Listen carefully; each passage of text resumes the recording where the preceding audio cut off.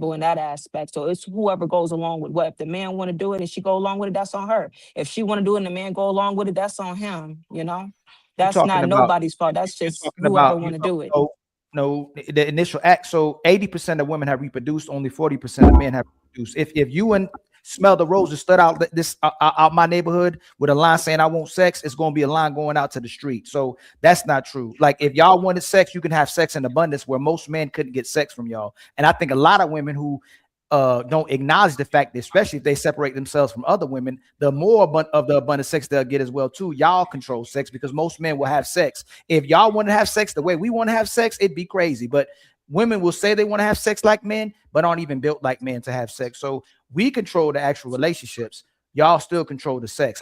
But even the relationships, I don't think men control it as much as we thought we controlled it as more anymore anyway, because there's no consequences to you leaving. If we get into a relationship and you can convince me to commit to you, you can also leave the relationship as well too. So that talking point might be dead where Well, we no, may give well, access, let we me may say give this access. because I see your point of view, and given that you said it like that, you're right. I apologize. You're right. I didn't look at it like that for a second because I know how I pictured it in my head. But hearing the way you said it, you're right. You're right. I agree. Well, because it's my job to respect you. You got to give me something to respect. You Right. know, if You're women right. today got in peace and harmony and say, you know what we're gonna do? We not getting married. We not giving men none until they marry us. Men gonna get married overnight. And matter of fact, if y'all ask to end Yeah. war and you ask for world peace and you're not giving it up until world peace, it'll be world peace tomorrow too. Tomorrow.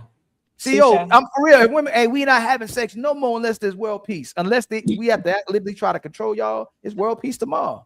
Hey, Yeah, bro, by we working midnight on world it's peace. world peace. Working on world peace. There's some peace going around here. But what's going on, CEO man? How you doing, family? I'm good, man. I'm just enjoying the show. Just enjoying the show. waiting to get in on it. You have every point of contention or something you wanted to add to it that you saw, my brother? Nah, I was waiting for the next topic so we could just start from an even playing. Okay. Well, I'm so happy Moonlight is, we feel better. We're gelling now. We're having a good time. So I hope she comes back, Moonlight. I hope you get back in here. Yeah, I hope she come back as well. There is something that my brother Shannon said before he left. I wanted to know y'all idea on it. He said the average man isn't a leader, and if you don't got no money, you can't be no leader. What y'all think about that? No. I think money is not a requirement to be a leader at all. Right. To be a leader, you have to have great organization skills, communication skills.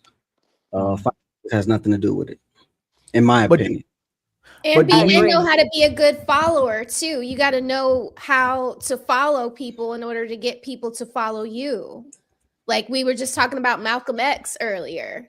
He wasn't the richest man, but we all revere him still to today. So Right. Yeah, I don't think money. I think that men like Shannon are just simps, and so they're just speaking from a simp reference. Well, I just think he's young and can only attest, and he's limited by his nascience is caused by his observable reality, right? And he ain't traveled the world, ain't fought the IRS, don't have a diverse group of friends, haven't self-developed, probably don't read regularly as a point of strategy. So it's limited. People's advice and POV is limited by their observable reality, and their years of lived experience. And he strikes me as a young dude, and I'm sure that he'll evolve. But yeah, he was way off with that one. You don't reduce a But man's leadership. Go ahead. I know it's not going to change overnight, but I believe it becomes a disingenuous conversation that's derailed when we move it to somewhere else other than the relationship. And typically the man is the leader of the relationship because the woman picks who she's going to give cooperation to. So if you picking the man that you want to listen to, but you letting him bust inside your guts and letting him side you, then you a horrible follower. Like wherever you pick is your leader. So we ain't got to talk about the president of the United States. We ain't got to talk about the sergeant. We ain't got to talk about the CEO of JCPenney. We are talking about the relationship. Who typically is the leader of the relationship, and he the one that's giving and you the one that's taking typically as well too. So again, we're talking about relationships and the fact that there's men that can get everything from a woman and he ain't got to pay nothing. He get it for free.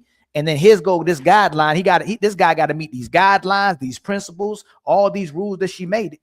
But this guy that she likes, she breaks all her rules for. So who's ultimately her leader?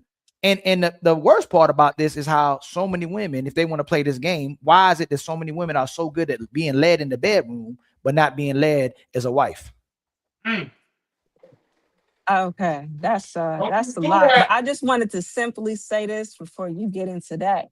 I say a woman should trust a man that's been making good decisions before her, that's gonna make good decisions even while he with her. And it don't matter what's gonna happen between them, he gonna make good decisions after her. That's a good leader because you can Ooh, trust that man to tell her who about said that? herself. I don't like when women sit up here and meet a guy that's been making good decisions, in his life, and it reflects in the way that he lives. That when it's time to tell her about herself and her flaws, all of a sudden he don't know what he's talking about. So I just want to let it be known, you could trust a man that's been making good decisions and his life reflect that to follow him. But though you shouldn't go against the guy whose life makes sense. If his life makes sense and yours don't, you should probably close your mouth. I concur. But the woman again, it's like this yin and yang that God made. Y'all give access, or y'all the gatekeepers to everything. Ultimately, so either we being led by sex or we being led by order. If we living in a sexual world, it looked like the woman must be the leader. But if we living in a righteous world, then the man would ideally be the leader. But if we compete with sex, can't no man compete with a woman in the sexual market. There's a minority of men who will probably be having sex with those women, but nothing will inspire that man to even get committed because he has access to all these women, especially when he's having sex with other men's wives or other men's girlfriends as well too, because there's a lot of women out here compromising their men as well too. So again, she's picking who the leader is, and then you define who gets to be the leader for you. But if you're picking a man that you wouldn't follow, who ultimately becomes the problem? Let me see these super chats.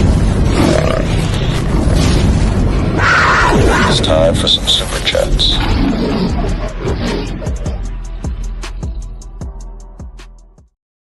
Hey, much love to the 350 people still in the building, y'all. Please like, please subscribe, please share, yo, and all the videos, man. And everybody on the panel, whoever's simul streaming, y'all, please make sure you hype up the videos if they posting videos as well too. If they're consistent, y'all. We need 16 more memberships, y'all, and just let me see what we was at. $73 more in the Cash App to meet our goals. All right, let's read these super chats. If I can remember where we was, I think we were right. Nope, not there. Nope, we read that. Mont with a $200 super chat, who is the sponsor of the show. I gotta actually calculate the numbers. The meat riding 99 super chat. You when you read my super chats to save my brother like everybody else, I'm gonna try. I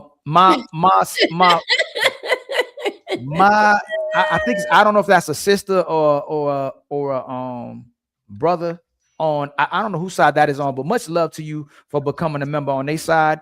Zero Fallout with the $5 super chat. Man marries a woman hoping she never change. Yep, man marries a woman hoping she never changes. Women marry hoping he does. Both are equally disappointed. We know once they change that once she changed that man, she leaves. Hold on.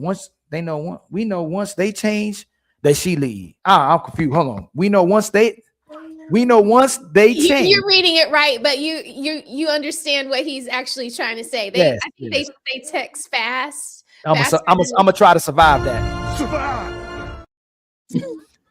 And then Rice Smitty with the $5 super chat. Man is to commanding officer as a woman to executive officer. Much love to you, family. Thank you for the $5. We were all born to be untouchable.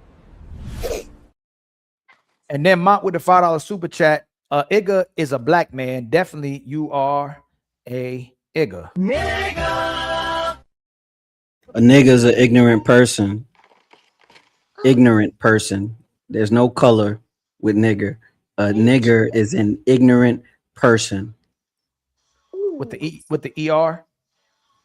Nigger, however you want to say it. It don't come from Niger when we was kings. It don't come from that. Well, that's niggas. Well, the That's what definition of niggas, nigga is an ignorant niggas. person. That's the definition. And Okay. ain't no, you can be ignorant in any color hue. And So then he's Quinn, absolutely right. my sister Quinn with the $5 super chat, just stopping in to show love. This episode is fire. Hey panel, hey chat, love you Ali, and love your hat. Go Birds, team Ali. Much love to you, my sister Quinn. Thank you for the $5, homie. For real. You know what that means? It's our time to shine. Let's light it up. And then my brother homie ALG with the $2 super chat. Moonlight is showing why she is the voice. What did you say, nigga?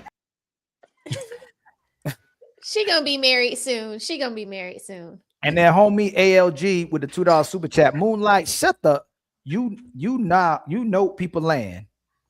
You don't let people land. I think that's what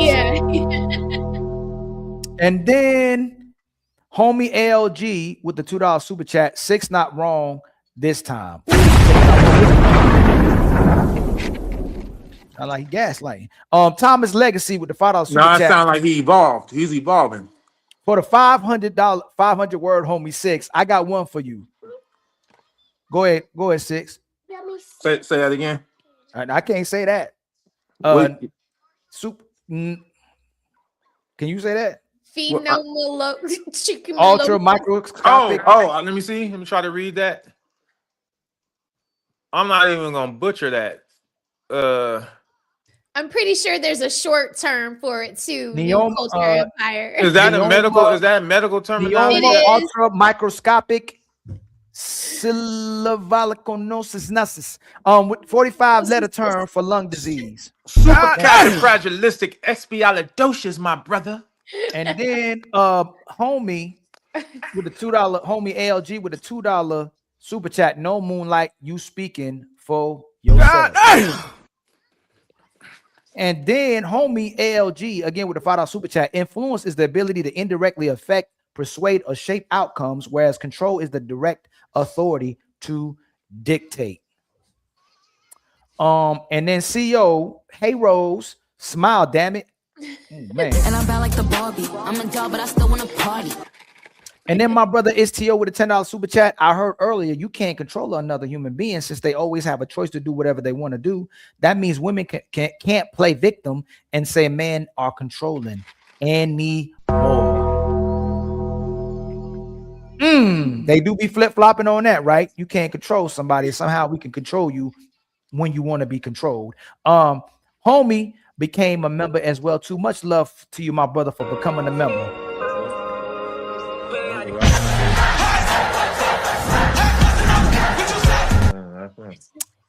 And then Lee Turner said, bruh, you are very long-winded.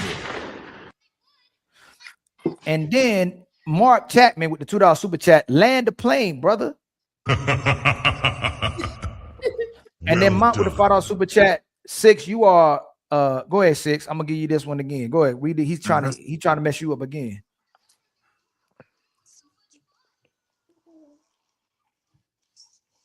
Grandiloquent, pretentious, and a literal definition of sesquipedalian.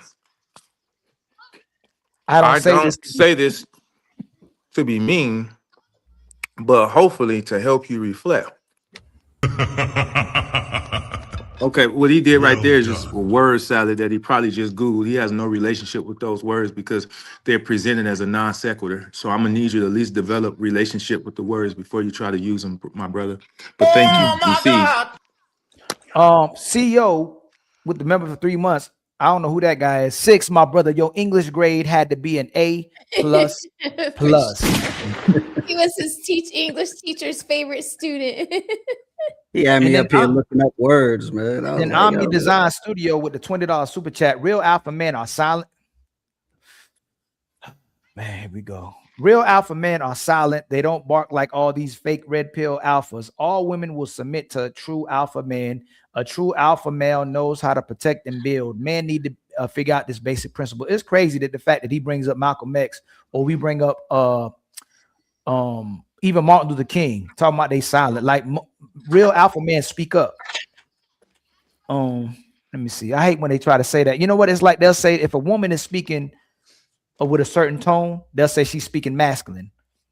She's being masculine. But if a man speaks in that same tone, he's being feminine. It's crazy how we switch the frequency. Whoa, that's a good one. Ain't that crazy? Damn, that's a good one. Yeah. So men are made to be soft spoken, and the women now are the ones who can raise their voice. Ain't that crazy? That's a good one. Yeah. Mont with the $5 super chat. Who is the sponsor of the show? You are the sponsor of the show currently. Robert Platinum with the $2 super chat. Opulent 6, 2 syllables at a time, brother. And then Mont again with the $5 super chat. CEO, you don't get to confuse the two different words. ER and A are obviously different words. And then my brother Ducey with the remember 5 months Ali with the corn, and then Mont with the $5 super chat. Igga, you pronounce very word wrong. You don't know what they mean. Hold on real quick, y'all. Crickets? Is there? Huh? I was looking for the cricket noise in my mind. I was playing the cricket. You pronounce very word very. You're gonna try to slang an insult. I'm gonna need you to proofread. Nah, when you super chat from a cell phone, YouTube will auto correct it and just put a word there that you didn't even say. So when you see but the if you 99, proofread before you hit send, it'll be correct. You proofread, but that's a sign of someone that wants to protect their intellectual integrity. Yeah, proofread before they hit send. You said what now? If someone try to protect their intellectual, when you want to protect your intellectual integrity, when you type in something, you're going to proofread it before you hit send. You're going to make sure that every word in there is correct and people is legible. They can read it. Right. If you want to protect your intellectual integrity, right? Because people trying to struggle to read your insult, they just take the lid out the dynamite. You kill your own punchline by not proofreading what you're about to send. So we can laugh. I can laugh at myself. I can laugh, but don't make me struggle to do it. Damn.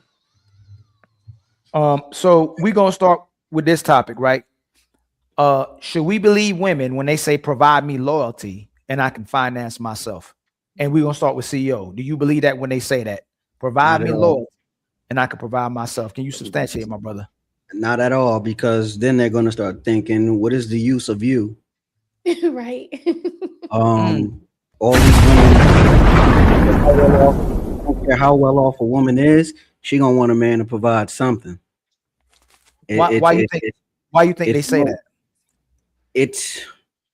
I think based on how society is right now, the man got to be providing something more than just the bedroom stuff. They gonna need something. You better be able to match her bins. You better be able to match that house payment. You better be able to do something. Raise them kids, do something. That I don't believe that statement at all, though. How about you, Boogie? Since you just came up here, should you believe a woman if she tells you provide me loyalty and I can finance myself? And let me do this real quick so y'all get a little bit more context. Ooh, my bad. And we're told they're not told to keep. Men do a lot to be better men, and we're told they're not told to keep a woman. But women are trying to prove that they don't need a man. But it's like the opposite. Because when we get money so that we can take on dependence. I can have a family. I can have kids. When women get money, it's for your independence. I don't need a man. I don't need this. I can buy my own house. I can buy. But if you do that, you take away his need. If you got the house, the car, and he has no purpose for that relationship. So he will not have the vigor it takes to make sure that the relationship is abundant, joyous, and in harmony. He doesn't have the joy. He can provide emotional intelligence. It don't work like that. You can't tell a man what's intrinsically important to him just because you want it to be important. When you take away, that's why so many successful women are single. That's why. And I'm not saying that their decision was right or wrong. I am saying that they're devoid of being able to pair bond with the kind of man they want. And if they're going to successfully pair bond or have a half a chance at it, they got to date down. Provide me loyalty. I can finance myself. So again, what do you think about that, Boogie? You believe that? No, the last statement threw me off. Your mic coming through your computer mic. That's not your actual mic. Oh, give me 1 second. Was that 6? Yeah. Yeah. But like he said, it like a lot of successful women are single because they are failing to meet that counterpart, right? Someone that can match them is you got to be able to match these women if they're more successful than you. I'm sorry. Yeah, can you hear me now? Perfect. All right, I was gonna say the last statement threw me off, and I agree with 6. No woman, the only type of loyalty women really want from a man is to pay her bills. That's why they would rather be with a man who cheats as long as he's paying the bills and he's got the money. That's why anytime they make money, and again, back to 6, as soon as they make money, oh, I don't need a man. I'm independent. I don't need no man. I'm paying my own bills. But around the age of 35, 40, when they're tired of clocking in and out, that's when they want a man now. They still scream independence, but they still want the man to pay the bills.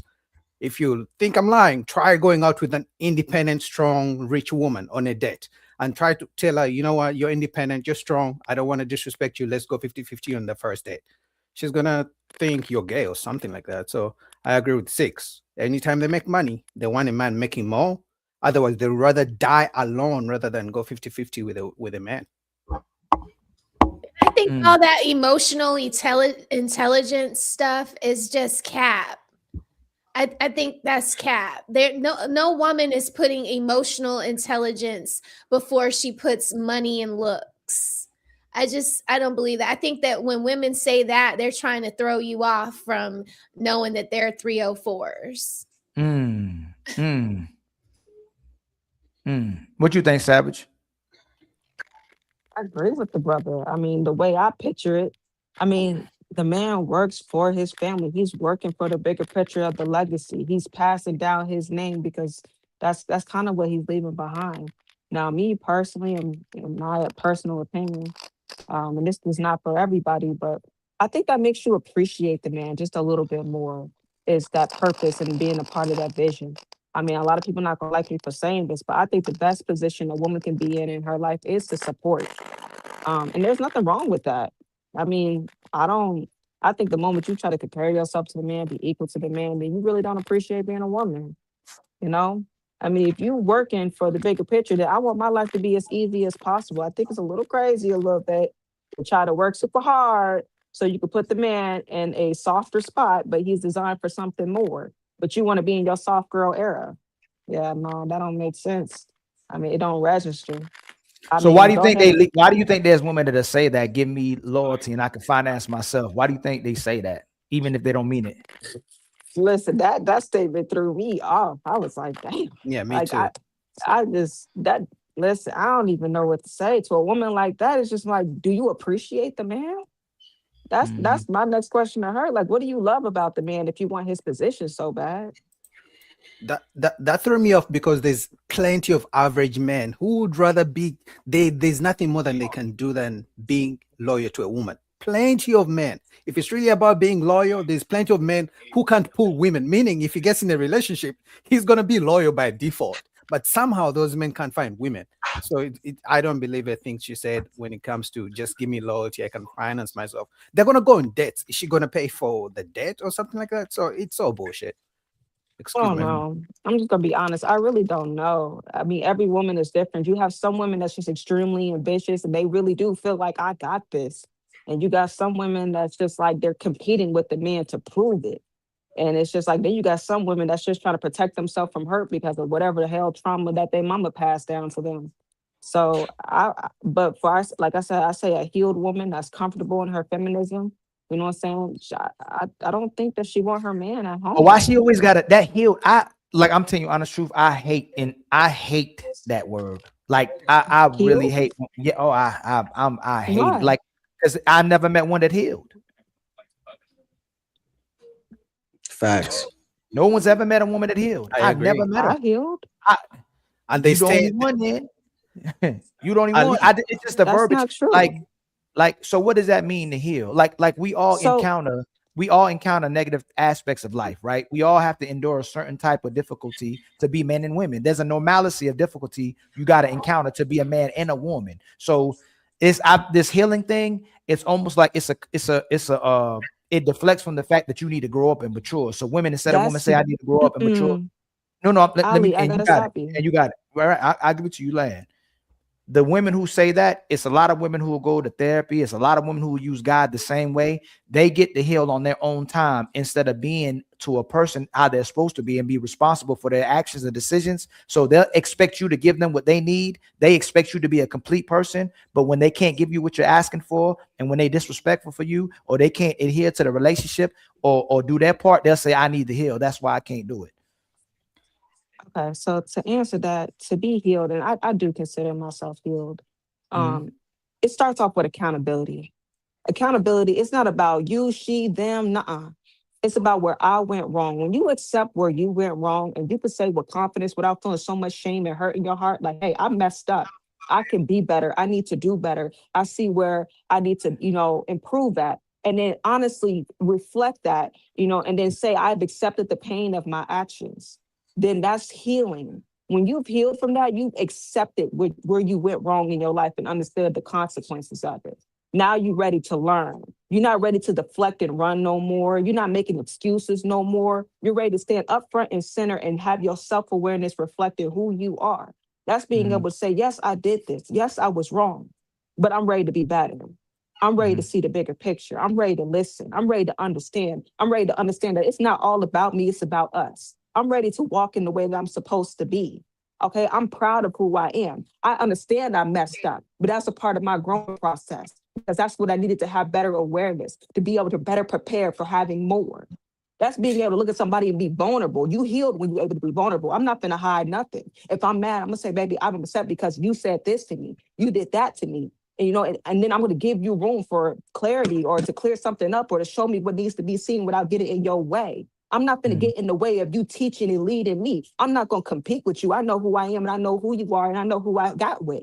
So when you have that respect for the other person, you have respect for yourself, you don't get in the way of anything that's going to better you and challenge it because you want to be right. Who cares about being right? Do the right thing. That comes with healing. So the reason again, if I'm cheating on people, if I'm breaking people, if I'm destroying people, if I'm a liar, if I'm a womanizer, it keeps me from looking like a bad person by saying I've healed. So I tell people, I'm doing that to people because I haven't healed yet. The typical people who will use that word heal is people who are doing wrong towards other people, who are violating other people, and they'll say I can't do better because I haven't healed as a person yet. Now, if you're talking about a person who doesn't know any better, they're not educated, they're not edified, they don't know how to love, they don't know how to show compassion, they don't know how to be empathetic, they don't know how to treat other people. That's different than the way people typically are using healed. They'll say it when they're doing something to somebody else and they expect themselves to still be treated good from that person. They'll say they're incapable because they haven't healed yet. So I get where you coming from, and I can look at a person who's immature, hasn't developed, doesn't know the responsibility of caring for another person or treating another person, even though I think that's another word as well too. But every time, most of the women that we see using that word, because I never hear a man said he has to heal. Like it's never a man. It's typically women who say they have to heal. It's always a certain type of woman who demonstrates extremely negative characteristics towards other people, and they'll say I'm not able to grasp how I'm supposed to treat other people because I haven't healed yet. I would say to people that do stuff like that are manipulative. If you out here causing harm and being detrimental to those around you, not only do you need to heal, you need to sit your ass down at home and get the hell away from people and stop causing problems. You know what I'm saying? You ain't got no right to ask nobody for nothing. How dare you ask to have somebody be this and do that for you? You can't even be that for them. So I personally feel like you don't have the right to have your hand out. You have the right to put your hands in your pocket and walk the hell away and leave people alone. You definitely have the right to do that. But if you're going to be honest about healing, then say what you need to heal from. You need to be like, look, I was in a poor relationship and I'm ready to hold any and everybody else accountable because I can't see past this hurt. That's called being honest. That's called being transparent. You need to be transparent with people and don't withhold no information from people when you feel ready because you don't know what you're making them sign up for. I can't stand when I see people be like, I'm going to tell this to this person when I'm ready. I'm going to expose this when I'm ready. No, because what you're doing is taking a decision away from somebody and then you have them be a part of something that they might not agree with. And I don't like that, taking choices from people. I hate And you when just people did do it, that. and you just made, and that's why I hate heal. You just talk because someone can heal in 5 years, 10 years, 20 years, 30 years, and a lot of women say it. I will treat you how you want to be treated, or I'll respect you like you want to be respected when I'm ready. A woman will settle down when she's ready. She'll get married when she's ready. She'll be a wife when she's ready. But before she's doing that, she's doing everything and everything else. She's on her 304 phase. She's on her fun phase. She's on a disrespect phase. She's in a gold digging phase. She's doing everything but treating other people the way she should be treating other people. And she'll go, oh, it's because I got to heal. That's why I don't like the word. So if it's actually having to heal, why does it take why does it take most people to the point that they never heal? Like I said, I've never, CO6, Boogie, Smell the Roses. How often do you hear somebody say they've healed? I never hear, and Book Savage probably the first person I heard say they healed, but I never hear none of these women say they've healed. I heard that in every relationship until this marriage I'm in right now, bro. And one of the key factors that Savage just said is like your antennas could go up and you could pick up on something, and they'll be like, I just wasn't ready to tell you. No, you should have told me when I figured it out. Right. We could have had that conversation when I was ready, not no 3, 4, 5 months down the line. You know what I'm saying? So I never, because they're doing it for themselves. It's like if my lady, I'm doing wrong by my lady, and she finally leaves me, it takes me years to get over that. And I all the stuff that I was doing towards other women, I figured out that she was the best one I ever had, and these other women are horrible. Like, they don't treat me with the same respect. They're not the women that I should have been with. I'm coming back for me. I'm not coming back for her. I'm circling the block for her. And then I may tell her I've healed now and I'll do right by you. But a lot of times when people are not ready and then they all of a sudden become ready, it's typically about them. It's not about the other person. It's not about how you should treat other people. So you know when somebody healed, when they're not ready to hide nothing no more. You know if somebody's there for you, if they helping you in your discernment. I encourage you to judge me. I encourage you to see me. I encourage you to ask me questions. Whatever helps you feel comfortable, I'm not going to get in the way of that. But when somebody is taken away from things like, I'm not ready for you to see this, I'm not ready for you to know this, I feel uncomfortable with this, and that means you're not ready to be somebody's wife. You're not ready to be with somebody because you still have shame in your heart. You haven't healed. But when you lose that shame, and you've owned what you've done, you've taken that accountability, you have that self-awareness, you did the work, then you shouldn't have no problem saying what you did, what you was a part of, what happened in your life, and allow that person to have a decision if they want to be with you or not. You don't take decisions from people. You be transparent. I don't give a damn about honesty. I care about what's visual, what could be seen, what's tangible. Being honest don't make you transparent. It's a difference. Is that when women say they're born again virgins? Is that the same thing as healing? Because it's around the age of 30, 35 when no, they that's find a Jesus. lie. That's a lie. They just said that to make them feel better. Trust me, I fell for that trap too. I had a grandma look at me and say I was born again virgin. I said, stop it, Granny.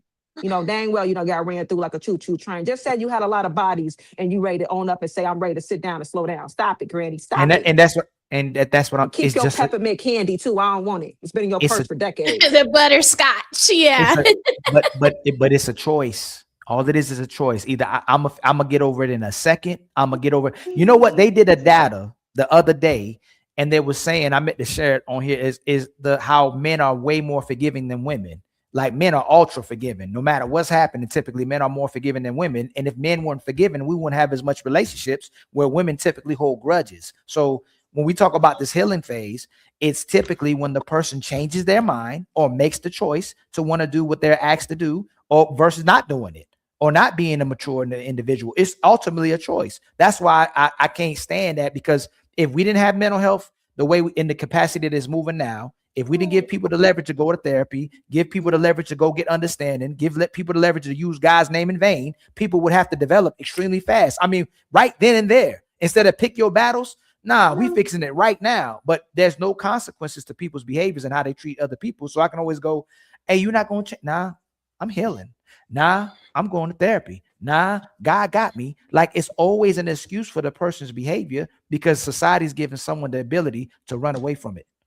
With those type of people. I disagree, Ali, because I can speak so on why, myself if you disagree, this. but if you disagree, why is there more an abundance of people who refuse to treat people right? More people who don't have accountability or responsibility to do what's right. Why is there an abundance of people not living the right way versus the people who live the wrong way? There's always consequences for doing somebody wrong. Mhm. There's always. And when you find somebody that you really love and you hurt them and you ain't got access to them no more and you can't control it because they walked away from you, the choice is not yours. That's a different type of hurt that make you change. That's a different type of hurt that make you sit back and think about what you've done. It will hurt so much what you did to them. You'll hurt yourself. You'll feel like you can't deal with yourself. You'll feel like you almost start glitching in a sense because you can't tolerate what you've done because you love somebody and that karma hit different. You know, it's to the point where it's like you lost them to the point where you had no choice but to change because you don't even want to hurt yourself like that no more to hurt the person that you love. Mhm. That's the thing that makes somebody sit down. And it's always, well, not always, but majority of the time is when it's too late. I'm not disagreeing with you. If you're talking about a person who cares about how they hurt other people and being empathetic, what I'm saying is that if it actually was working, why is majority of people breaking each other and disrespecting each other more so than being people who are actually treat each other the right way? That's what I'm asking. That the evidence doesn't show it. That it looks like people using God's name in vain, people going to therapy, people using the term healing is making people worse. It's not making them better. And I ran facilities 15 years in mental health where we became babysitters and enabled people and gave them attention for their bad behaviors instead of giving them consequences or incentives that would probably, never mind. We're giving them consequences where it's higher than the incentive to make them do better. But most people are not afraid to treat disrespect and doing wrong by people because there's no consequences to their actions. If we gave people consequences for their actions and shame people more so than giving the people the space to heal and think about how they need to treat other people until they're ready to do it, we'd have a different society. But since people have the right to manipulate, people have the right not to be accountable, people have the right to mistreat people, and they still get a prize after it, more people, especially women, don't have no reason to change. Well, I agree with both of you. Savage is right and you're right. The duality exists because, for the most part, man or woman, you will suffer the consequences of your improvidence at some point. We see it from women when they reach the latter part of their years, when the novelty of their beauty wear off, and that's what you talked about on the last episode, where they just grab for any man that can put up with their shit and help them while they're in Yes. survival mode. That is, but see, the thing is, even though they can grab onto a man, and there's always to be some type of pliable, feeble-minded, milquetoast guy that'll jump on the bandwagon with her, she's still unhappy because that's not her first choice. So she's still living in a relationship where she'll be suffering from her improvidence eventually because she got a man, but not the man she wants, or always have a wandering eye and live a less than desirable lifestyle. So her improvidence would catch up to her. Now, men that act in that same way, his improvidence would catch up to him because when men that think like that and act like that tend to create broken households. And if they were there financially or not there financially, they wasn't there as the main primary caretaker. So what tends to happen is the child grows up and the mother has a pernicious effect on that child. So as that child grows older, you're like, yeah, they'll understand when they get older. They never understand. They never come around. They end up inheriting their mama's attitude towards you. So now you lost your lineage. Now you of older age, sure, you can get a woman that can please you sexually. And sure, if you well off, you can get a woman that don't mind wheedling her way into your bedroom. But now you're just paying a bill because you got a baddie. And we all know a bad bitch is a net negative.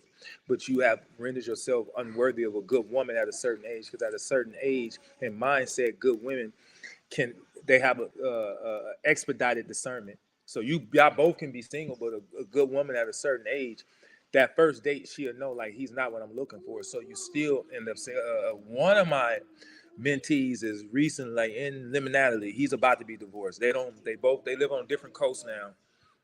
And he was telling me today, he was like, yeah, I went out this weekend, man. It's different out there. It's kind of sparse. It's kind of hard. And he's a couple of years older than me. It's a different story, but he's feeling the effects of not taking good advice and losing his lineage. He's pretty well off, pretty good looking guy from what the ladies say, but it's still hard out there for him because after a certain, another one of my mentees said, I'm dealing with two girls and one of them grown. I said, what does that mean, grown? He was like, well, I want her to kind of be all over me. And she's like, nah, every dude got a DICK. If you want me to be with you like that, you got to show me something more. Then he was like, but I got this 24-year-old, she come over, we get down or whatever, and she leave. And he was like, but I like the grown woman, but she not giving me what I want. And I was like, well, the woman that you consider grown is evolved, and she's our age. Like she's not gonna get a tickle in her pink parts because you're saying nice things to her. Like she's evolved past that. You have to show her more. And this 24-year-old, she's infantile, right? So she's influenced by your cars and all that. But you can't create a life from with a woman like that. And these guys are both. I'm giving an example, a real example. Both my age, a couple of years, we're in the same age category. And I'm like, if you even go for the 24-year-old, that won't last because you have her by like 30 years. Y'all are in a tacit contract. You continue to trick on me, and I'll come do tricks on your DICK. That's a tacit contract. If you run out of money, or you will run out of money if you participate in the profligate ideals that she got. You cannot keep up. But you also, like, I can't just lock the grown woman, as he call her. She's hard to lock down because the same tricks you pull on these infantile women don't work on the evolved women. So he's feeling the effects of not taking good advice. So again, while you're right, Brother Ali, so is Savage. Eventually, everyone has to deal with the consequences of their improvidence, right? So you can't just be hurting people and use I'm healing as a passport to continue that inertia, because it will render you, you would disqualify yourself from a good pool of women or men to source from when you want to have that relationship. Because trust me, when you start to get in your latter years, things mean less, memories and people mean more. And you're gonna look around and like, I don't have a lot of good friends, so I couldn't even throw a birthday dinner. My kids are upper age, but they don't even come around. I am dating women, but they all shallow and none of them really do it for you. You start to look around and be like, damn, I may have played this whole game wrong. So it's best to evolve. Sure, mistakes are heuristic, but try your best not to crash into people while you're interacting with them. You just made me think about, you just made me think about something. Man. Go ahead, I'm ready. This is why I hate healed, right? Because when you think about it, this person that say they healed, right? They struggle with respecting people. They struggle with loving people. They struggle with being a good person. They struggle with holding themselves accountable. A lot of these people were horrible towards other people. They don't ever say that. I was a wretched person. I was a disgusting person. I hurt people. I'm about to call up all the people that I disrespected, all the people I led astray, all the people I let down. They just use that. I'm healed. There's no reference to or context to how horrible of a person you are and what makes you healed now. Why are you such a good person now? For instance, I'll give you another example. A woman will be celibate and abstinent and tell you she respects herself now, and you gotta wait for her to have sex with her until you married, but nobody else had to get married to her to get sex, right? But if they didn't get cooperation from you, a good woman, before you got sex with them, and then when you had sex with them, they didn't get a good woman, why should I trust you? And why should I believe that you're a revered woman now just because you're not having sex and just because you keeping your legs closed, but you didn't work on being a better woman? That's the same way, like I told you, the same way women use they healed, and the same way they say they use God. They're not telling you nothing they did to learn what a man is, nothing about how much they learned the Bible, how they supposed to be a wife, what made them a horrible person. All they tell you, and you still think they're a horrible person, is, you know what? I found God. I got the Bible now. I've healed. It's just terms to make you think that they've changed and they've improved their lifestyles or they change in character. But typically it's just the word they saying to honestly disarm you so you accept them and still believe in them and commit them into a relationship. Because if you truly healed as a person, if you truly godly as well too, it'd be reflective of your life. And a lot of people who say they healed, a lot of people who say they got God in their life, they typically are not those type of people. That's why I struggle with, and not saying she not healed, or if she is healed, is why I struggle with accepting those terms, because the people who use those terms, typically, their life isn't reflective of it. Well, a dog don't walk up to you and say, hey, you know I'm a dog, right? If you heal, we know you heal. It's in your actions, it's in your speech, it's embedded in your behavior. And right. Unfortunately, I was one of them dudes that, I was a menace. I heard a lot of people. I was young. I didn't know no better. That's not an excuse. I truly, most of the things that's great. Know better. I didn't know to the degree. I didn't know to the degree of what I was hurting people. I didn't know. I didn't understand the gravity. I knew this was wrong. I knew it was effed up. But I didn't start understanding the gravity of my choices until I began to self-develop. Right? Because listen what you're saying. No, listen to what you're saying. if me, you, and CEO and Boogie just started telling women around me, I'm a good man, I'm a leader, you know, you like think about what you're saying. Most people wouldn't believe us if we led like that. You should be with me because I'm a good man, I'm a good leader. Women wouldn't listen to that. You know what I'm saying? And women need to submit to me. Like literally, if you saying that to your woman, you need to be with me because you got to submit to me. You need to be with me because I'm a good man, I'm a good leader. You get what I'm saying? We allow women to get away with those type of behaviors or those type of terminology, and they can just turn on a switch or turn it off whenever they want to. It's just like if she don't want to be a wife in the first phase of her life, she don't have to. But then all of a sudden she'll put on a t-shirt, somebody's wife. You get what I'm saying? See, that's the thing. She's still, and that's that's why a It's lot of marriages crash and burn, because just because you put a ring on her, that's the worst thing to marry a woman that ain't a wife is the worst thing ever. You can put a wig on a pig and a coat on a goat, but it won't change the taste of a meat. You have to be a wife before you become a wife. That is in your behavior. Matter of fact, that's in your track record. Imagine a kid telling me I want to go play D1 college, but you hanging with people that gang bang and participate in violence. If you want to be a pilot, you be like, nah, I ain't finna smoke this weed. I can't smoke weed. I'm gonna be a pilot. Let's go rob this store. I can't rob a store with y'all because I'm gonna be a pilot. See, these young women, grandmothers of the old school, you want to be a wife, you got to start telling these women, I can't do that. I can't be on Instagram showing my skin like this. I can't hang with you. I'm trying to be a wife. See, when a woman meets a man, she's interested in his future. So she want to predict his trajectory. What do you do for a living? So she can predict how their future gonna be. She's interested in what will my future be like if I was with you.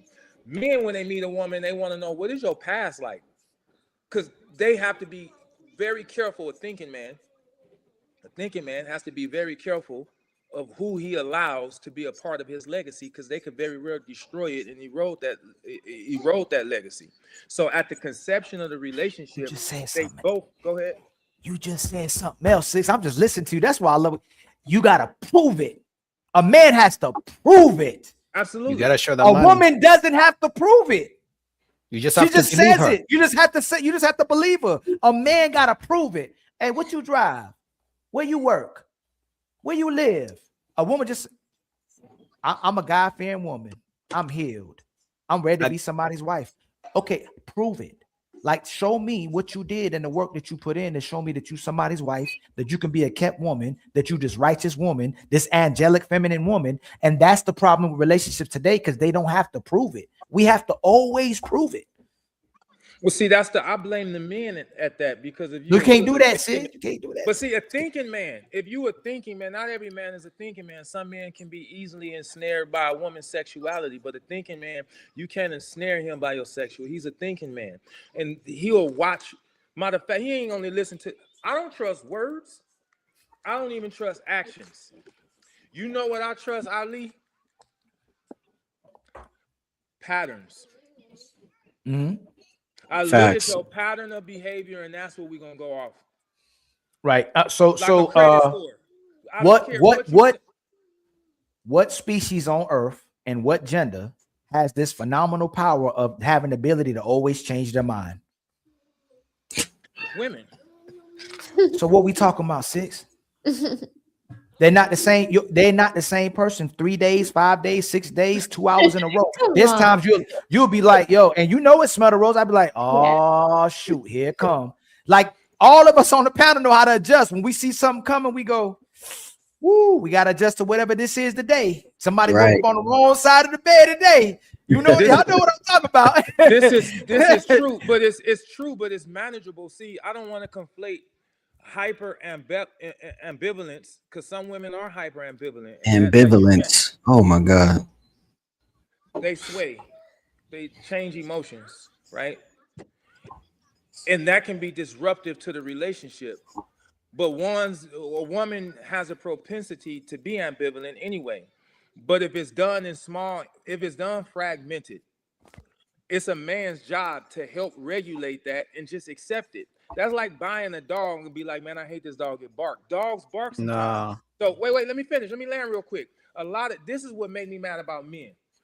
Some of the shit that's just intrinsically encoded into women, some of it, y'all want to change it. You don't want a woman to be a woman, so you might as well go be with a man.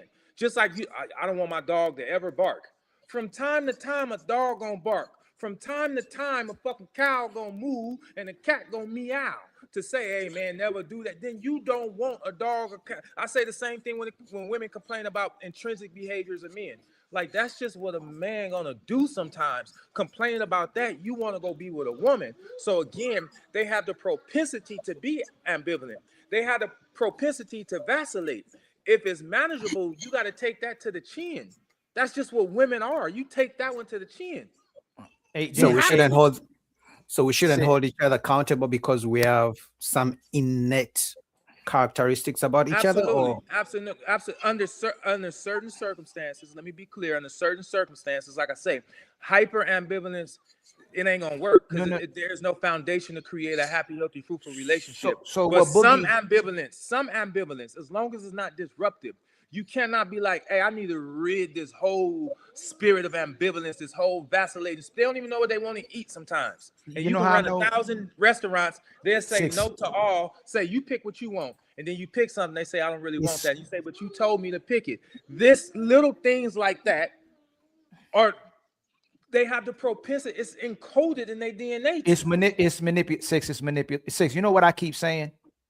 We respect our women more than we respect anybody else. Nobody can play with us the way our women play with us. Our women will respect everybody else more than they respect us. They won't play with everybody else like they play with us. So when we say she'll listen to her boss, she'll listen to a sergeant, she'll listen to a pastor, she'll listen to her girlfriends, she'll listen to her kids. Like, she don't play with people the way she play with her man, but the man won't let nobody play with him the way he let his woman play with him. Well, so let me say, you're right. Hold on, let me real quick. So why can't we say, oh, okay, let a man be a man now? If her mouth get crazy like that, then he has to control himself. Oh, he ain't got to control himself no more. The reason why women didn't play with men the way they play with them now, because you couldn't play with a man 50, 100 years ago, 50 to 100, going back forward. You say something crazy out your mouth and you act like a man, he was going to treat you just like that. In certain cities, they still got laws on what you do with a woman who's disobedient, and a woman who talk back, and a woman who acting like a Jezebel, or a woman who becoming a harlot. On what you would take it to there's laws still in certain cities where you could take the woman to the steps, and certain things can happen. So if we're gonna go use this, she's just a woman, then we need to push for a man being a man. And they're gonna be, oh, you asking the man to be crazy. You asking the man to be, no, I'm not.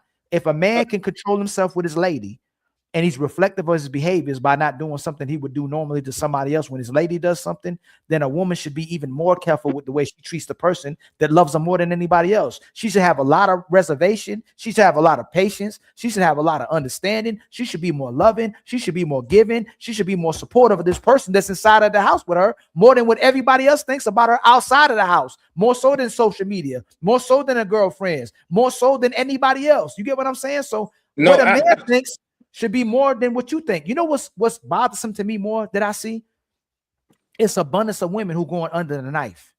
They getting BBLs, they chop, they doing stuff to their breasts, they doing stuff to their booty, they doing stuff to their face, they getting filters, they getting makeup. That's not what's gonna help you keep a man.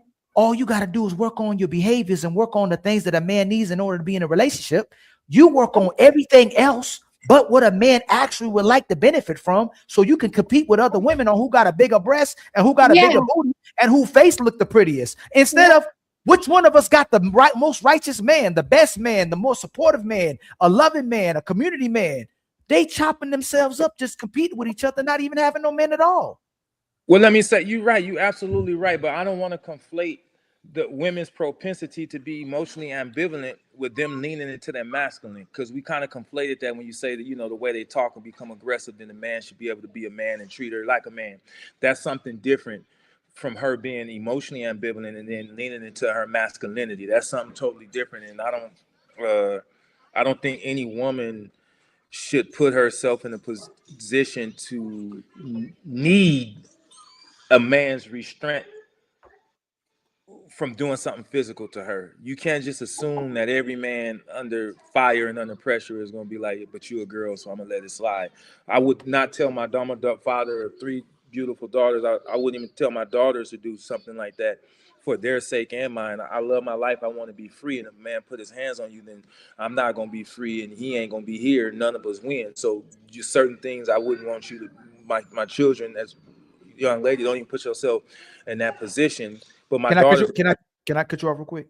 Mm-hmm. So that means if your daughter's disrespectful, if your daughter for the streets, she don't never deserve a husband again. If we're gonna say that this man has to get his life taken for putting his hands on a woman who's disobedient and completely dismissive and disrespectful to manhood, then this woman isn't deserving of a husband. She no longer, nobody should give this woman support. Nobody should give this woman praise. Nobody should enable this woman. Nobody should, your daughter, I'm saying our daughters, if we have these type of daughters, ain't nobody getting married. I should be the same. Hey man, you ain't nobody getting married to my daughter. If I'm that supportive of my daughter when a man put her hands on her, then I'd be that supportive of the man. If he's getting an unruly woman, hey, she ain't getting no marriage, she ain't getting no support, she ain't getting no protection from nobody. That's how we should be moving as well too, right?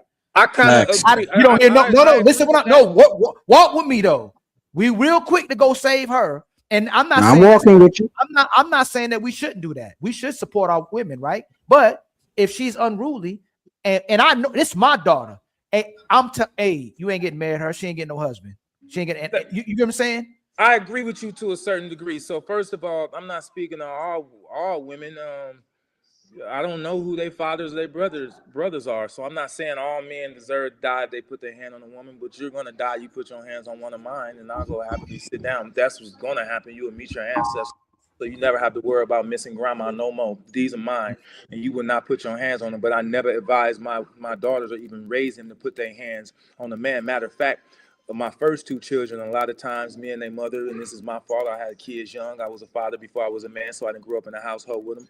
My kids' mother didn't understand some of my teachings, and I used to tell her, I am teaching them how to be good wives. I want them to grow up and be a good woman so they can get a good man. So some of my techniques is grooming them to be a good woman, because every woman want a good man until it's time for her to be a good woman.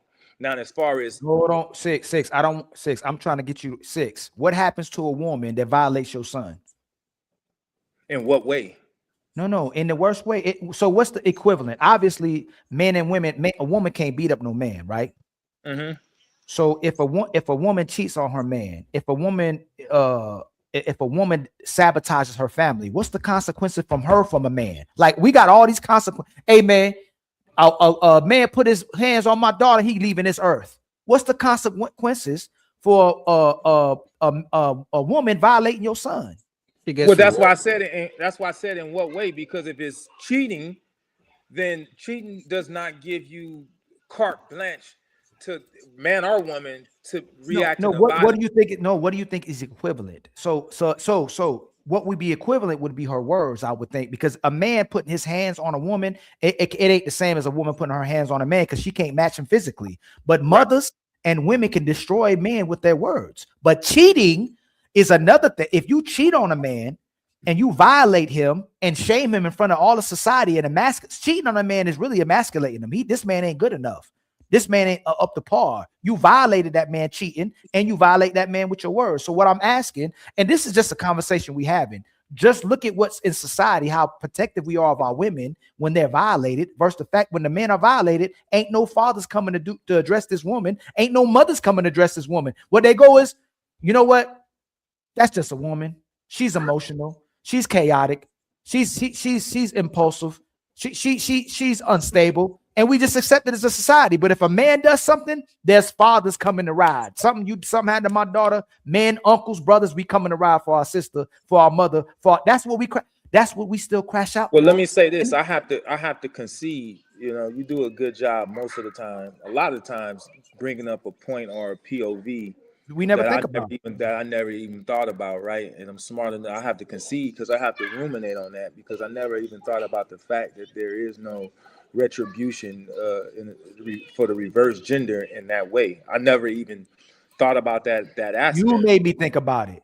When I talk to certain people, they make me think of the stuff you say, make me think like the stuff certain minds, even CEOs, Boogie can do it too. When we don't, it's not, a lot of us don't have these conversations. And then a lot of us don't have these conversations and intentionally try to make it disingenuous as well too, and make it seem like we deliberately talking about violence or being demeaning towards women. We're talking about the fact that if you do something to women, there's a huge consequence that comes behind that is protecting women. Right. There's no consequence for protecting men. But remember earlier when I said, I opened my statement up and I said men and women live under two different sets of consequences. Remember I say a woman live under a different set. We are heavily scrutinized for all our, and the more we talk, because I never even realized the other part that women do get to use I'm healing as a passport for all the they And really. God. I never really I need to ruminate on that. I don't have a rebuttal. I don't have there's no way I can in good faith rebuttal that because you're right, and I don't know. I don't know. You can just tell your son to leave. That's the best you can do because there's that's right. But he's saying the balance no of consequence. the expectation of how we corral around women when they've been done wrong and say, hey, these are the set. You touch my daughter, you die. You do this. There's a set of consequences already embedded. But there's no consequences in reverse. We had to jump the broom. Remember, there will be for my son. We had shotgun. Remember, there was shotgun weddings back then. You know what I'm saying? A father was like, "You gonna marry my daughter?" You know what I'm saying? But when the woman did something, hey man, you must not be man enough. Yeah. Ain't that crazy? You just not man enough. She don't like. She ain't listening because she don't like you or respect you. That's it. But for the woman. And don't go, oh, he ain't like you and didn't respect you. It was what he do. Hey, y'all, line up everybody. Yo, we gonna go see this brother. We about to go see him. That's all. It's innate, but there's no protection again for the men and for the young men in society for our sons. If somebody violate our sons, there's no protection for them. They just emasculate and go, they're not man enough. He wasn't man enough for me. I think the only protection, just off the top of my head, the only protection is to preemptively teach our sons how to develop discernment to judge these women on their intangibles instead of the novelty of their looks, right? That's the only off the top of my head, because a lot of times the things that I've heard men complain about from their women or their ex are things that pre-existed, things that if you had discernment, you would have picked up on, but you was led by your sexuality. And it was easy to ensnare you, and you overlook those things because a woman that's all about money, it's very hard for a woman to pretend to like you for you when she really like you for you. It's really hard to pull that off. Most men know she only here for my money. Matter of fact, I teach men if you need money to get her, she ain't the one. And when you're pulling out money and trying to impress her, you need to be playing broke, trying to test her. That's what you need to be trying to do to see how she would act if you never made another dollar and this the lifestyle we was gonna live right here. We have to go to Applebee's for the rest of our life. Would you be happy? Because women, no matter what category, no matter how beautiful she is, tall, short, heavy, every woman has a man that they love enough that they would say, hey, if you never make another dollar, I'm rocking with you. We can live in the projects together. But if she don't, like, women make rules. We got another problem. They don't really like. We got another problem. They break the rules for men that they like. You got a daughter? Me? I have 3. You gonna let any man marry her with no money? I wouldn't want that for her. That's what I'm saying. I wouldn't. Listen, we be saying about 2-6. Listen, we be saying because I gotta be honest. That's what I'm saying. But the daddies do it too. My daughter ain't married nobody who can't take care of. If I walk into these punches, I'm gonna be honest. He said, I got 3. I would not want that for her. Let me tell you what happened. When my daughter was about 18 or 19. I met one of her dudes. I was like, all right, come on, let's go to lunch. Brought him lunch. I said, what you do? Basically, he did nothing. He obfuscated and meandered. And then was like, but I want to be a guard. I want to be a security guard. And I said, all right, well, why you not a security guard? Like, what's going on with that? And he's like, well, I need my birth certificate, and I ain't got that, and the social security card, and the guard card costs blah, blah, blah, blah, blah. So I'm there irritated, right? My daughter 19, she's a baby. She don't understand what I understand, that if you tether yourself to him, however he go, eventually you gonna go. So I waited till he finished talking. I said, look, here, take my number down. This is what I'm gonna do for you. I'm going to send you the money for your birth certificate and your social security card and for your guard card license. You got 1 month to get it. If you don't get it, then we're gonna have a different conversation. And then another thing he did, which I talked to my daughter separately, because my daughter checked him, but I gave me the look because that's my daughter. Like, she was kind of annoyed with me. I forgot what he said, but he cursed. Like, yeah, that shit. Woo, woo, woo. And I looked. I said, "Hey, man, what's your problem, boy? Don't cuss in front of me." And then she looked at him like, and said on her breath, "I told him." But then I went hard on him. And then later she was like, "Dad, you ain't." I said, "Nah, you don't understand. That nigga tried to test me. He did that, purposely used that tone and curse to see the type of man I was. He wanted to see just how involved I am with you and just how aggressive I am. Why would he think he could just cuss and use that? I know what he's doing because I was him. And I'm putting him in his place right now. And I told my daughter, if that dude don't have his guard card within a year, you should just, you need to disembark from this dude. Needless to say, didn't get his guard card. Didn't end up with my daughter. They was done within a matter of months. But I was there to meet him and examine him. And like I told her, I'm not here to ruin your fun. And you think I'm trying to chase off every man. I told her, I don't have to like the men you with. My job ain't to like them. My job is to make sure they're going to do right by you. Your job is to like them. I'm going to examine their character and make sure they do right. I said, if you had a bank and it was your bank, and you hire your friend, your best friend, and you really love your best friend and been knowing your best friend for a long time, I said, would you disconnect your security cameras because your friend is working at the bank? She said, no. I said, why? She said, because it's still my bank and it's the security cameras. I said, then I don't care that you're 19. I'm your security cameras. You don't disconnect from me because you really love this guy or really like him or think he cute. I'm here to make sure he do right by you. And this guy seems desultory. And he got every excuse in the book. And when I said I'll pay for it, I could tell spiritually, instead of being like, oh shit, that's cool. He looked like, damn, I'm running out of excuses. So no, I would not want that for my daughter. But ultimately, because when my wife met me, I was nowhere near where I am financially. So I know that there's a chance when you meet young.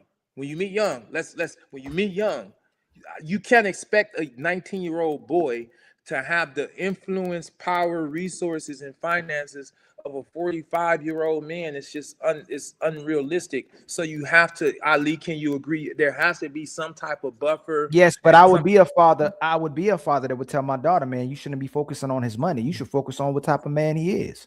That's what I would say. Yeah, because it be reflective. Or not, you would identify the like what Six just did.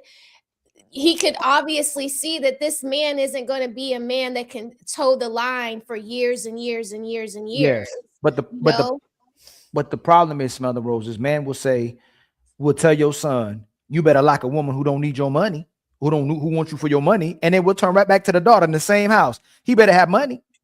You know what I'm saying? No, that's wrong. True. Yeah. But in that aspect, it wasn't about his money. It was about him being desultory. No, I know. No. But what I'm saying is that we set up our sons just as bad. When we talking about, like, men will be like, man, she better submit and cooperate. I ain't never heard no man saying he gonna tell his daughter to tell her to submit and cooperate to the man. It ain't. It's about he better. My daughter gonna be with a man that take care of her. It ain't never about what he bought. She bought. I rarely hear a father say, man, my daughter gonna know how to cook. My daughter know how to cooperate. My daughter gonna know how to love this man. He gonna know how to value this. I hear, hey, this man better take care of my daughter. That's what I was trying to tell you. From the time they were children, I was grooming them to be good women. I was grooming them, and not just through my words and my actions, just the way they saw me treat my wife and my wife treat me. So as they get older and their frontal cortex develop, they can go, you know what? My dad had a pretty good life. He was abundant. And every time I went around him and his wife, so then she's going to extract the common denominators. Well, how did his wife act? Well, she was soft-spoken and she was attentive. Well, how did my dad act? Well, my dad was respectful and he was proactive. And then she begins to see how a happy, healthy, fruitful relationship looks from the inside out. There was times I made her wash the dishes and didn't use a dishwasher, and she'd have an attitude. And then her mama, even my wife, be like, why you didn't let her put in dish? Because she need to know how to do this manually. What if the dishwasher is broke? She gonna tell her boyfriend or husband the dishes is piled up because the dishwasher is broke. I want her to know how to do these things. I was grooming her, contrary to what you saying. Can I ask you a question? Go Responsible wise, do you think when people look at your Instagram, do they see your wife taking care of you, or do they see you taking care of your wife? What do you think the perception would be? They would see they would see that I'm taking care of my wife. You get what I'm saying? And they'll probably they'll presume, oh man, he doing all this for her. He probably doing this and this. They don't see the thing where she's taking care of the household, where she's cooking for you. And The you funny don't. thing that Oh, that go ahead. nobody, no, I've never said this, not on my podcast. You watch my podcast, not on any platform till right now, right? Because I like to let people run with certain narratives or what. I don't care. I don't mind. That's between you and God. But Right. what people don't know is my wife is gainfully employed and she has her own money and makes a vital contribution still to our relationship, even with all I do. So Yeah, people that's assume like his wife don't do nothing and she just right there. No, my wife is the branch.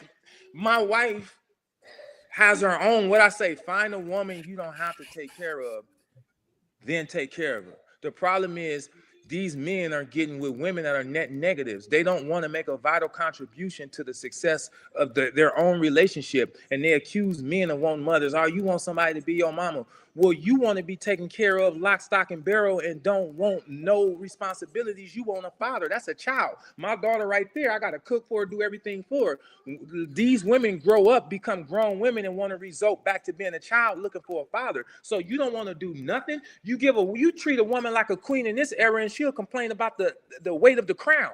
You give her a big old house, and she still won't clean it. She'll find somebody else to clean it. You give her children, you give her money, she'll find a nanny. So I gave you a big old house, but you don't want to keep it clean. I bought you a car, but you want a driver. You want a nanny for the kids. You want Postmates and you want a chef. You don't want to make no kind of contribution out of you want no responsibility. That's insane. And that's what we're seeing with a lot of women. So yes, from what you're saying, and that making me rethink how I curate my page too. People will assume that my wife don't do nothing. Yeah, they assume that. They They assume she don't assume do that, but nothing, it's you can take for care me, of. and I don't even want to give that I don't want to give that assumption, right? Because I'm here to teach. But this is the first time people don't know that. They just assume, but man, my wife makes a vital contribution. My wife got a check. I know what a check look like. A check today when I checked the mail. I just went and sat on her desk. Boom. I see what she do with literally. Boom. I was like, okay, this is a check. We'll put it in her office. But she makes vital contribution. Like I do what I do because that's who I am as a man. That's what makes me feel manly and helps me fulfill my purpose. And what she does as a woman is embolden me. When the world beats me up and I leave these meetings and she like, how it going? I'm like, oh, they passed. When I come home, I don't got to worry about a house smelling stinky, a dirty house, a crying baby, her nagging at me, her trying to toil with me. The other day, she was running me bath water. I don't like too many baths like that, but I was like, my back is tight. Run me bath water, baby. You mean you like the wash, you just don't like baths. People might take that the wrong way. You see? No.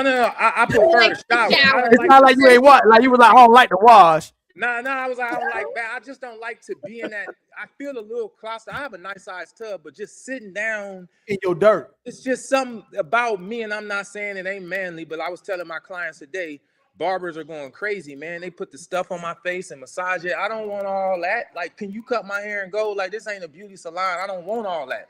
And they was like, but it's part of the service. I had to tell my They trying to get that $100. When does that change? Y'all know what? I can still remember the day where I was watching cartoons and I'll see my dad watch the news. I'm like, man, how could they ever watch serious stuff? Cartoons are too good. You know what I'm saying? And I can remember the day when I was like, how do people take showers? I love a bath. Now I see how you watch real world events, reality TV versus the cartoons, and now you rather take a shower than a bath. But I wonder how we get to that perspective, because I can remember to this day, I was watching my dad watching news and like reality, like real TV about what's happening in the world. And I'm like, I mean, I can remember to this day because I made a contract with myself. I'm always going to watch cartoons. I ain't going to watch none of this stuff. You get what I'm saying?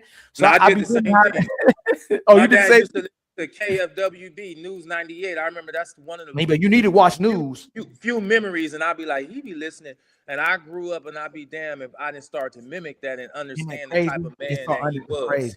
He wanted to be informed. But I built the bathtub for her. Women like to soak, so I rarely use it. But my back was tight. The point was, I love a hot bath. I love. She does too.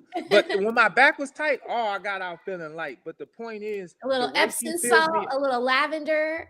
She put all that in my water, and I'd be like, you don't have to do all that. And she'd be like, trust me, just sit. Oil.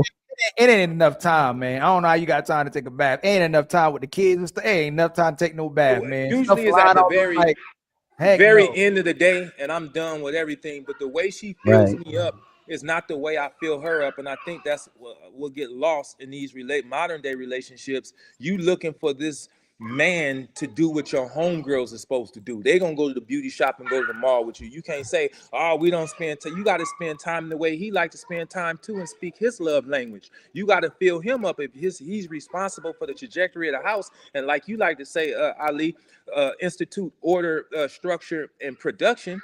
You have to fill him up. But the way I don't need my wife to buy me like Valentine's Day and stuff like that. When it comes, literally, I don't tell her this. But in my head, I'll be like, man, I hope she don't go buy me nothing too crazy. Cause I don't really need it. But when she do, I know it's just part of her repaying me for what I do. But I don't need that. Like, all right, now Ali, you better give me a Christmas present, birthday present, and a Valentine. So let me say this, Ali. That ain't happening. In 2026, that ain't working no more. I did that. Let me say this. He said Valentine's Day. Let me say this. Somebody's Valentine. Let me say this, Ali. Let me say this. I didn't say don't give me nothing. I said don't give me nothing crazy. Like don't go spend 3 bands on me. On what? Because I have not like that, but I have another watch, right? Right. Another ring, right? And I get it. This part of her love, like, hey, I'm a spoiled, but that's not. I don't need that as a man. You can get the handbag and all that. Just when I need, just keep doing what you've been doing. You, hey man, it's been 2 days. Hey, would you take the 3,000 in your brokerage account though? If she just like say, hey, I bought you some. Why not? No, but six. This is what's messing us up. Six. We done got in a generation where men are expecting the bare minimum because we thought like that. Our fathers thought like that. Our uncles thought like that. Now you just be like, hey, yo, what you be doing? Yo, I take care of my woman. I be holding her down. Yo, I do everything. What she do for you? Yo, she changed the ink in the printer cartridge. She changed the printer cartridge. Like it's like bare minimum we expecting now, to where it's almost like we set up the women to give us bare minimum too, because men bragging about how much they do for their woman, and they get to brag about, hey, yo, look, my woman ain't got to get her nails done, her feet done. I take care of it. She ain't got to cook. Like that's how men mentality is now. The flex is being able to let your woman have the leisure life. I want to interject on that, Ali. Hold on, please. Certain types of women, but not all women. When you guys are doing whatever y'all doing, some of us actually pay attention to the detail of what you're doing. So let me give an example. The father of my children, I know he be working on cars and he be doing his thing. I got him a brand new Milwaukee tool set, and I got him the bench and everything because I knew that was going to help him out. Or for example, I know that he was looking at these rims or whatever for his Cadillac Escalade. So I had saved up my money and paid for the rims because I saw that he was looking at those, or paying attention to the fact that he wanted some brand new clippers. So I called my brother and I was like, hey, where do you get some good clippers? He said, you always go to the actual barber shop to get some good clippers. Don't never go to like no regular store like Target and Walmart. Like that's that cheap stuff. You want the stuff that costs money. You got to go to a real barber shop to get some real clippers from. Because, if the clippers and the blade on there is bad, you're going to mess his skin up, So I went out my way to go do that. Or paying attention to the fact that he kept looking for the Back for Blood game for the PS5 when that first dropped. I waited in line at Best Buy for a minute for that, but I knew that that's what he wanted. So saying that women get the bare minimum gifts, I don't think that's true. I think a woman that really love and care about you, she's gonna pay attention to what you say, pay attention to what you do. And I know that his favorite thing for me to do was just to be around. His number one thing, because I knew that when he would tell me about his personal life and his family, like he felt like didn't nobody want to be up around him. That I feel like as a woman, even if I'm not talking, I know you need somebody just to sit next to you. You just need to know that I want to be around you. You just need to know that I love you. So what I say different than what you said, like especially when you know the conversation and you know the way the women moving today. I know that. So what would make you think I was talking about all women? Oh, I said some. No, all. You said not all women, Ali, and I don't never talk in alls. I know. So my lady will say she don't want nothing for Valentine's, but she'll turn right back around and drop 500, 1,000 on me as well too. But most women expect the maximum for the bare minimum. I would never say all. So, and if we know we have, and if you know, Savage, especially when you speak on your experience of women, you should know that I wasn't talking about all. And I know there's a six wife probably is like that. You probably like that. Rose is like that. But the majority of women bring bare minimum to the relationship where they're asking the maximum from a man. And when it doesn't reciprocate, instead of responding back to the man and giving him the things that he needs or what he's asking for, they'll play the victim and shut down. So I wasn't speaking about all women. I don't think I said you. I think I just said in general, like not all women think like this, but some. I don't think I put any reference to you on that, Ali. No, you said Ali, not all. You said not all women, Ali. Oh, I mean, like I was calling your name to get your attention, but I was saying in general within my statement. I wasn't saying you said. Do you understand? Of course, but nobody would disagree with that. No, Ali, so let me say this. You're right. I lead again. Most women in this era, because I ain't even gonna say this age category, because you got some women in their late 30s, early 40s that still act infantile. But in this era, most women are solipsistic, and they want to. It's all about them and what they can get out of a man. The example I was given is just to speak to the crux of my manhood. I don't need gifts necessarily. Give me something. Go ahead, but I'm not like, yo, what this finna be? I'm more like, my house is clean. When I leave the gym and you know I'm finna do a leg day, you are already saying what you want to eat. When it's been 2 days, you like, yo, let me come here before you leave the house. Like, those are the things I need. I don't need gifts and I don't need material things. Today I was late picking up my daughter. I was like 45 minutes late and she had to go to the office. And when I got there, she just gave me a kiss and was like, oh, your barber did a nice job on your beard, and got in her car and rolled off. She didn't give me an attitude and be like, man, I got 15 people crew today. Why you 45 minutes late? It's going to take me an hour to get from the meeting point to right there. And I'm going to be at work at 3:00. Going to have to come. She didn't say none of that. Didn't give me that's my gift. Every day I was late. Wow. You didn't give me an attitude. I didn't feel negative energy, because we talked about it early, energy. So you can still have never said why you late, but you could feel the energy. No energy. She was still simpatico and amiable and loving. And I put my baby in the car. That's a gift for me. I don't need the material thing. I'm a guy. Sure, buy me for Valentine's Day. She was like, I seen you been wearing you in your silk pajama mode. So I got you some Skims. And I was like, all right, that's cool. Because like he said, I'd rather you take that money, put it in the savings, or do something, get it pregnant in some way. Don't go spend $3,000, $4,000, $5,000, because it's just another piece of thing for me. My wife is kind of the same way, so to speak. But again, that's my love language. And she's how much you spend on her? Well, Hold on, real quick, Savage. How much you spend on her? Look how you getting. Look how you getting. Wait. So look at you. You like you talking about sex? This Valentine's Come on, Day, man. This Valentine's Day, you see the video. I got her this big old beautiful arrangement. I just left a trail of $1,500, a trail leading up to the roses, right? Because this was our 20th Valentine's Day together. Our 20th anniversary is next month.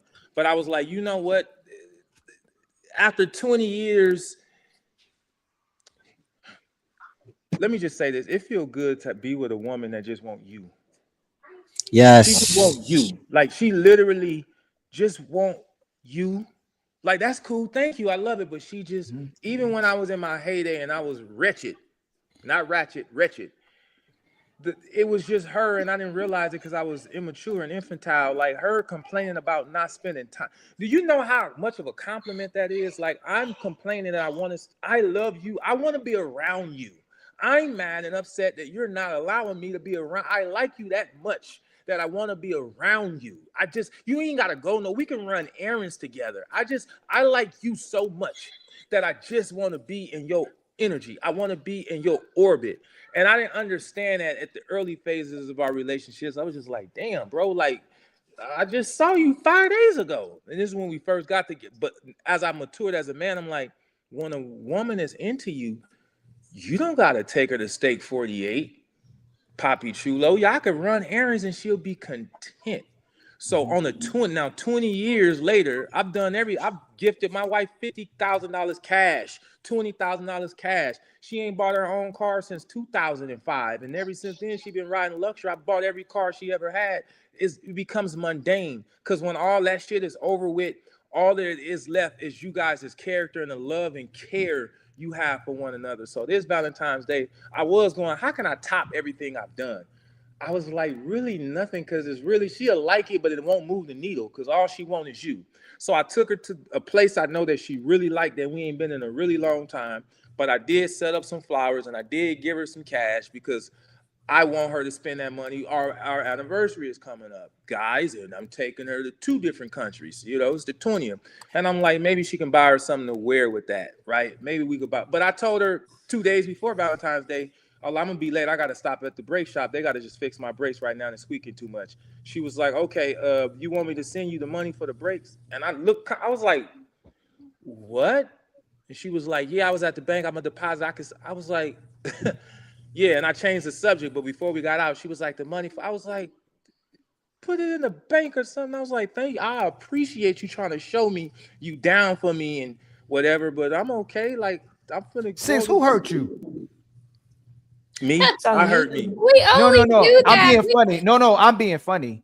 6, you remind me of how I used to feel when a woman would want to do things for me until I grew all the way into it, because it was hard to trust it. Because most times when women were trying to do something for you, they typically wanted something behind it.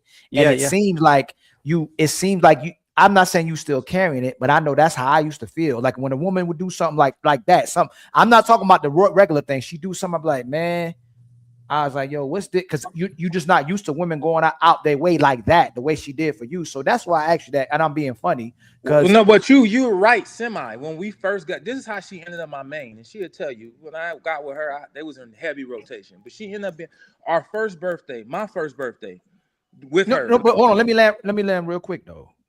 Do you think a lot of men are afraid of allowing women to even get that close, because most of the time they will get compromised and hurt because of that? That's why a lot of men are so addicted about bragging about what they do for their woman, but they don't really want their woman to do that much, so they don't ever get disappointed.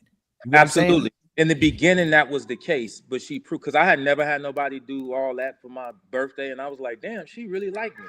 Like, I was like, wow, okay. She's spending money. That's the rule we made. If a woman don't spend money on you, she don't like you. Man, she took me. Yeah, but Ali, if I can say something, actually, women know that so many women don't spend money on men. So what they do, they use it as a setup. So she knows if she spends $2,000 on you, she knows you're gonna try to. But he's married. But Boogie, he's married. I'm not talking about this.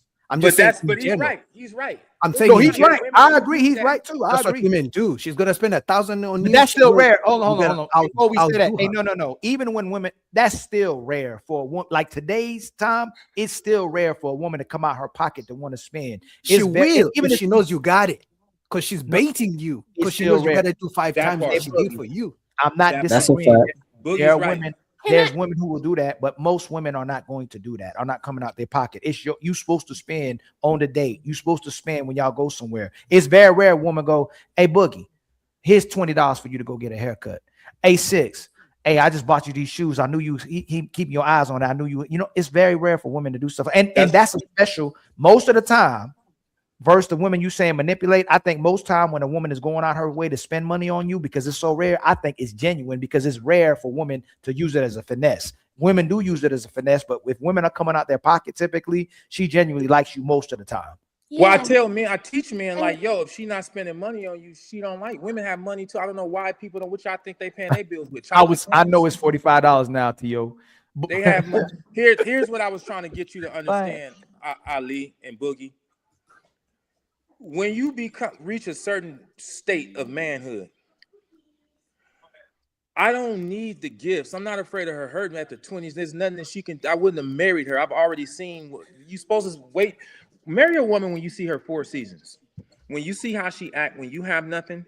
See how she act when you hurt her. See how she acts when everything is going good, and see how she acts when y'all have nothing. This gives you an ideal of who she is. And if you can accept all these things, like when I heard her, the worst I could hurt her, I had to see. This wasn't intentional, right? It was an unintentional litmus test. But when I seen the raft, like now what your raft about to be. When I seen the raft of the worst thing I can do and the raft I had to face and what that consequences was, I was like, I could marry this. She's a wife because I could deal with this. When I didn't have anything, she never emasculated me. She never was like, yo, I'm paying for everything. You need to hurry up. This stuff better hurry up and take off. She never did none of that stuff. And everything I'm doing for her is everything I promised. But what I'm trying to say is where I'm at in my manhood, I like other things, the things that count. You don't stress me. So I wasn't even speeding to her. I was, trying to hurry up because I didn't want her to be late. But I wasn't like, man, I got to hear her mouth. And now when she get home tonight, she going to be even mad. She was cool. That's what But I do you want. think? But do you think you should practice on accepting it? Because what's the reason of not accepting it? 6. No, I accept everything. You get what? No. Get what I'm saying? Like about like even us going like taking the time to go. Like I still do it. I'm trying to get used to receiving as well too, because my woman is genuinely giving as well too. But I gotta get used to not saying like I don't need that. I should go. Hey man, thank you so much. Thank you so much for demonstrating your value. If she buy me. What would just pass Christmas? She bought me some fly ass shit. I like to get dressed. She bought me some fly shit. She was like, "Yeah, I went and checked your side," but I want head without having to ask. I want nasty sex. I want my house. I want the other day I checked the camera and she was pulling the weeds up in the front yard, even though I usually do it. And I was like, oh, she pulling the weeds up for me because we was about to have a game night. And that's one of the things I have to do. Like I'm a damn janitor. I go around and have to fix things. It's a relationship. My responsibility different from hers. Like if the trash chute that you pull out is wobbly, I gotta fix it. Like I just go like, all right, and I'll pick a day. I gotta fix the wobbly trash chute. My daughter wrote in crayon on the wall over here. I gotta go paint that crayon. I don't need Versace. But why can't she? I don't need my husband would say the exact same. Why can't she still just spoil you? Like I believe, I believe it's our job. It's our job. Because that's the easier thing, Ali. It's easier for us to go shopping and buy something. But look, what I view as spoil me with understanding. Right, but that's not sick. It's our job. It's our job. It's our job to serve a woman, no matter what. Right? It's our job to serve a woman. But it's her job to try to outserve us. Right, but this is what I'm trying to say. I don't value another Versace robe as much as I value you knowing when to be quiet, knowing when to top me off, knowing when to be like, hey, the night is the night. We going all out. I value that. I value when I make a mistake, you don't rub it in my face. I value why is you laughing, Smell a Rose? What did you laugh? She's funny. Because you sound just like my husband. You sound just like my husband. This is what I value. What do I need another? And listen, Ali, we're in the same household, right? So, and this is a different topic, but I say, wait, most men are like how you saying. Most men are like that. Because we're in the same household, it's all the same money anyway. Yeah, that's what I was gonna say to the chat. It's all the same money. What does it matter? Because it's going back to your pot. It's all the not same. really like you're giving anything. Yeah, but away. I'm not. I think what we do. I think we accidentally confuse our women to do less by accident. When you're like, I don't need that, and she go, well, if he didn't need that, then maybe he might not need this, and she doesn't intentionally mean to do less. But sometimes some of our women we can confuse them by going, I don't need you to do this. I don't need that extra. I don't need you to spoil me. So one day she might be like, just like when you say it for women, oh, I don't feel like cooking today. You might give her the liberty now, be like, well, whenever I don't want to cook, I just don't want to cook for him. Instead of be like, yo, to show him that I always love him, I'm always gonna put a plate on the table for him. I'm gonna take care of him. And I'm not saying that's what happens in your household. I think women who are responsible and mature wouldn't do that. But I think we can end up confusing a woman when we go, I don't need that. I don't need you to do this. You know what I'm saying? No, that's why I said if you pay attention in the beginning. Go ahead, Savage. Right after 6. Go ahead, Savage. I said I didn't say this to her because I know her part of her love language is quality time and actually acts of service. Like when I learned again, as I evolved as a man, it made me embarrassed early on in the relationship because a lot of things, like what you're saying, I would reject them, and I didn't realize that's a part of her love, and I was rejecting her love. Like when I'm like, nah. Right.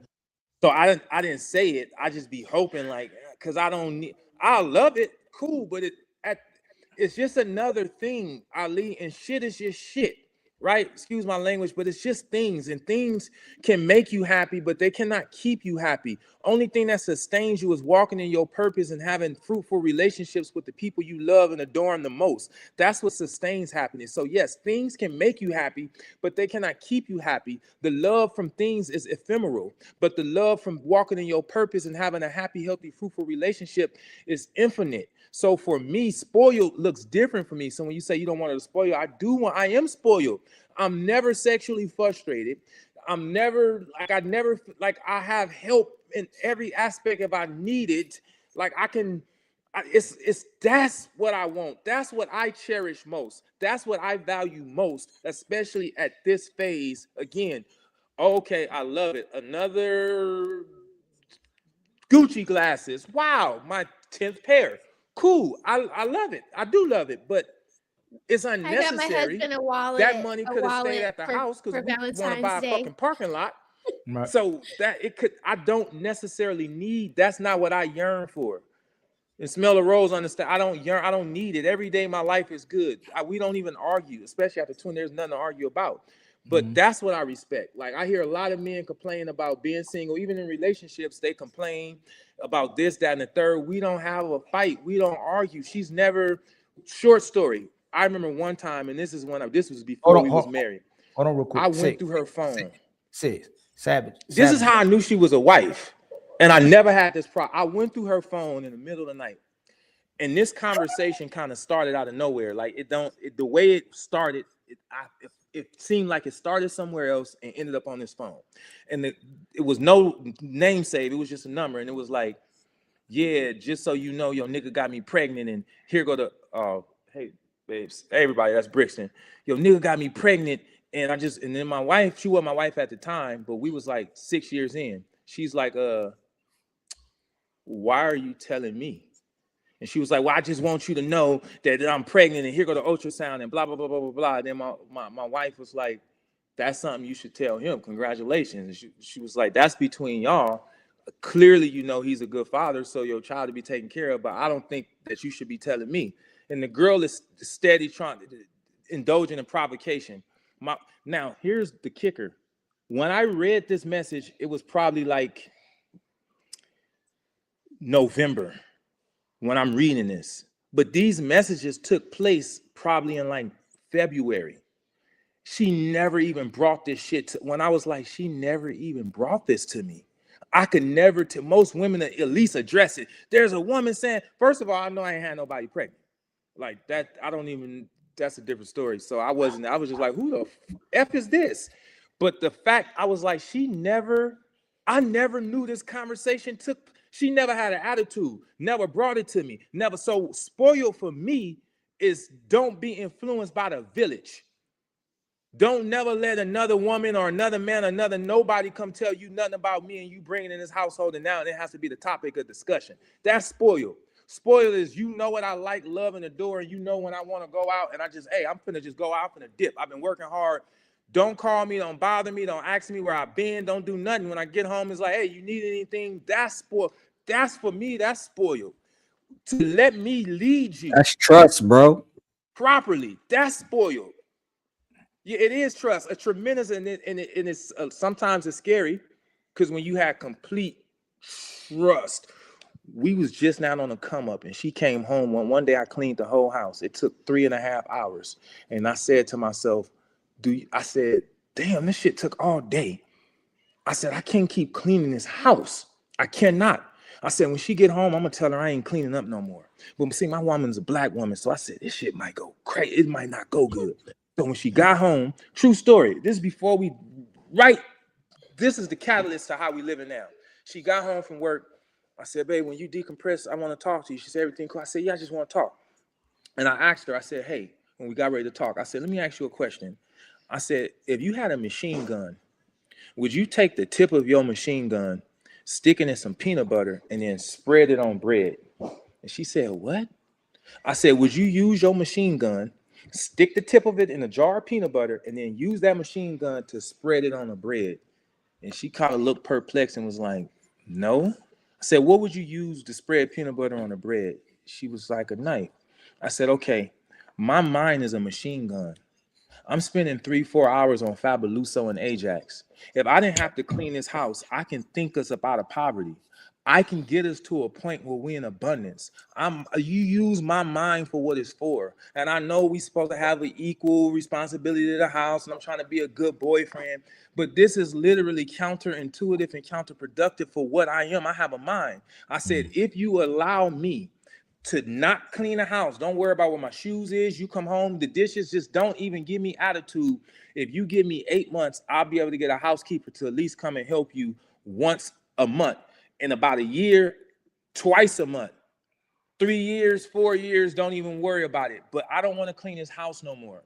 And then my wife looked at me and was like, okay. And I was like, oh shit, that was easy.